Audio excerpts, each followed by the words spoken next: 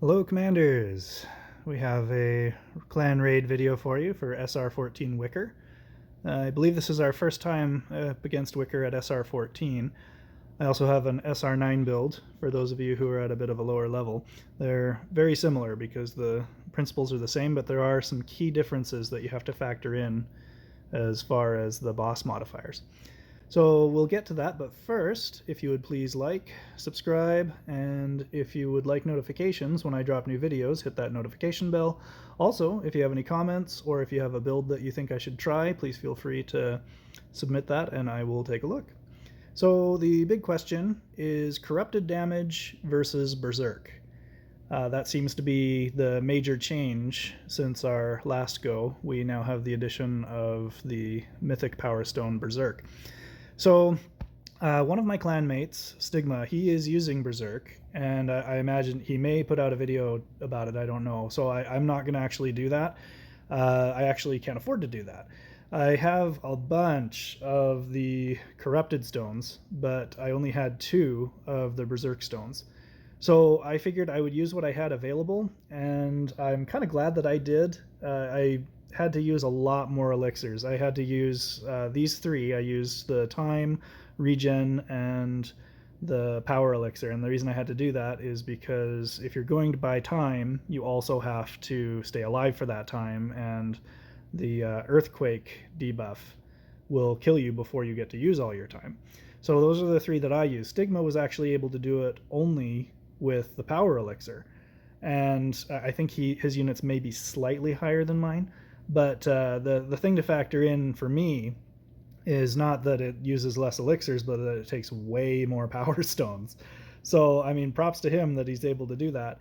But for me, 15 gems per elixir and 45 elixirs, that comes out to about a 675 gem cost if you're just looking at it from buying the elixirs. I mean, you factor in the season pass, that changes the dynamics and everything. But I do have the elixirs available, so I'm going to go ahead and use them. However, if you look at the Power Stones, you have 25 red Power Stone slots with the build that I'm using, and I estimate that if you get 1 Mythic Power Stone on average for every gem pack that you buy, you'd need to buy 50 gem packs to get the Berserks, because it's probably going to alternate between the Unshackle and the Berserk. So that's going to end up being about 1,250 gem cost. The upside to that, even though it does cost a lot more, is now your entire army has Berserk. So for PvP, that may come in handy if you're plugging in all those Mythic Power Stones to your units. It may be worth it to you. I can't do that. I can't justify that. So I'm able to do it with about half the gem cost. Well, actually even more than that, because you have to factor in that he's also using 15 power elixirs, which is going to cost 225 gems if they were bought straight up. So huge difference as far as that's concerned. And that's just kind of where I'm at. I would rather just use my elixirs and not have to chance it trying to get a whole bunch of Berserk stones. So that is my thought process on that. I'll show you what I do have going here. I've got my typical build for this. I've managed to get 1 set of Warhounds up to 12, everything else is 10, and I did put the 2 Berserk stones that I had on my highest level Warhounds. Everything else has either corrupted damage 2 or corrupted damage 1. I tried not to overwrite any corrupted damage, even though I would probably get more bang for my buck on the Warhounds than the Wraiths. I tried not to overwrite them just because I only had so many. For the Wraiths, I put the corrupted damage 1s that I had left over and stacked those as much as I could. And you'll notice I finally got a Wraith to level 12, so that's exciting. So that is, to me, better than Strike. If you get the first hit off, great. But for this, I'm buying an extra 10 seconds, so I've got 40 seconds that they're going to be hitting. And at 2 seconds per hit, once they get to it, you got to factor in that that's, under 20 hits, because it takes them a little time to walk there. So why would you sacrifice the bonus damage on every other hit after the first one? I just figured the corrupted damage 1 is better.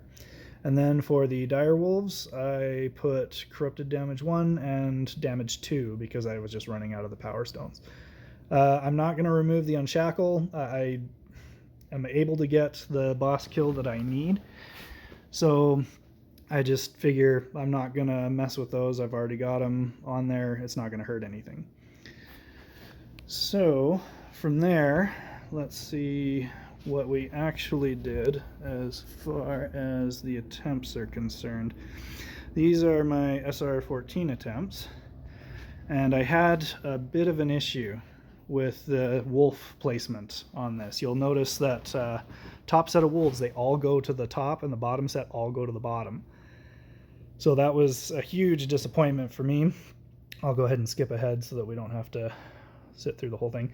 But still able to get the kill, goes just fine, but it is threading the needle. I just can't quite cap it off without depending on the Spear of Cataclysm. Now I've got a rank 3. Oh, see, now they all went to the middle. I overcompensated. Only one wolf went down to the bottom, and the rest went to the middle. So I was having a bit of trouble getting my placement figured out for these wolves. But, and again, I do get them down just barely in time. Usually I only have 2 or 3 seconds left. And then, let's see, number 3, I finally, I think, got the placement sorted out. At least it got closer. So let's see where these guys line up. Okay, oh, no, okay, so we got a split on the bottom, but the top still had an issue, so it's really finicky.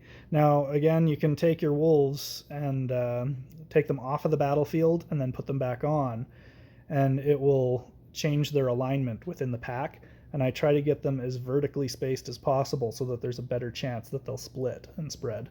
So you'll notice when you actually look at how they are positioned, here's number 4, that they're positioned as much as I can get them in a vertical setup within the pack on both packs.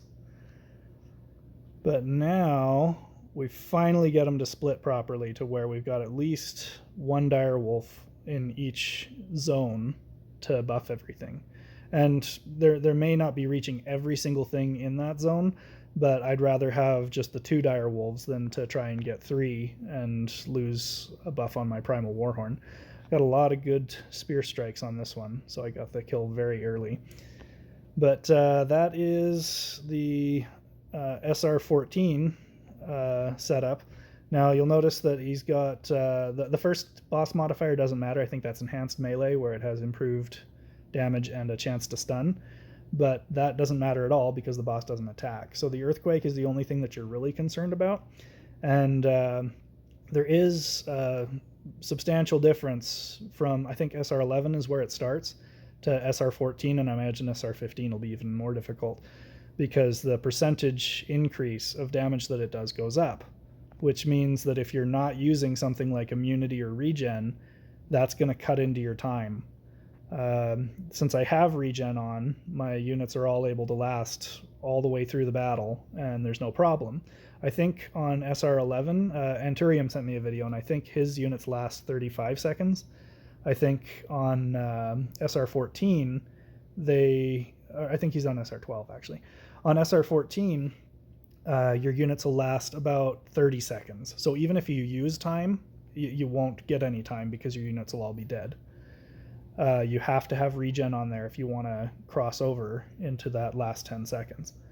So that's that, and then just do a quick SR9 for those who are doing SR9.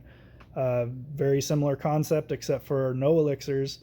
I did not do anything other than just damage stones. I don't think I had any Berserk, and I'm pretty sure that's everything special about this one. So this one I'm able to get him down barely in time without using any elixirs, and every single unit is level 8. So SR9 is doable with all level 8 units. You just have to make sure you got your power stones stacked up. So there it is. If you guys have any questions, please leave them in the comments below. Thank you for supporting the channel. Channel's doing great. We're making some great progress. We're way over 200 subscribers now. You can find me on Facebook, facebook.com/Mathrmar. Please do like and subscribe, and follow there. That would be fantastic. And we will have more content for you soon.